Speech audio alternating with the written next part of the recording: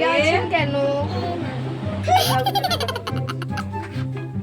মা আপনি কথা বলছেন না কেন? কি করলাম আবার? তুমি কি করনি মা? বিয়ে বাড়িতে গিয়ে আমার মুখটা একবার ছোট করে দিলে। কোথায়? আপনার মুখটা তো এত বড় হাড়ির মতনই হয়ে আছে। আরে মানে সবার সামনে আমাকে নিচু করে দিলে।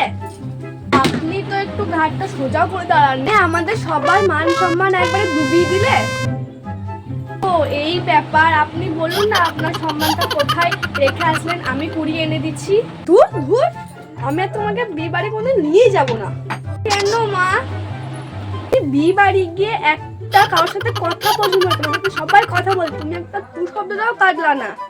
আপনি তো বলেছিলেন না কোনো কথা না বলতে, তাই বলে কিছু বলবে না? দীপিকা ভাবলো তুমি বুঝি বোবা কালা, তাই বলে কি কথা বলা উত্তরও দিবে না? আমি কি করে বুঝবো কোনটা ভালো কথা কোনটা খারাপ কথা?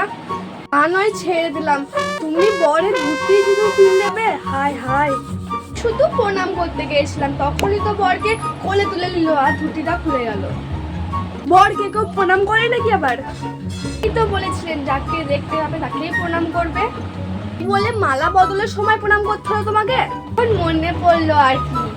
ছি ছি ছি ছি ছি রে ননিছি, এটা খুব ট্রেন্ডিং সং, জানি আমি।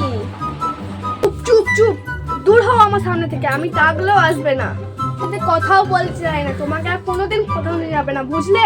যাও এখান থেকে। মা, ও বৌমা, কোমরটা বুঝি ভেঙে গেল, ছেলেকে ডাকবো তাড়াতাড়ি। বৌমা, ও বৌমা।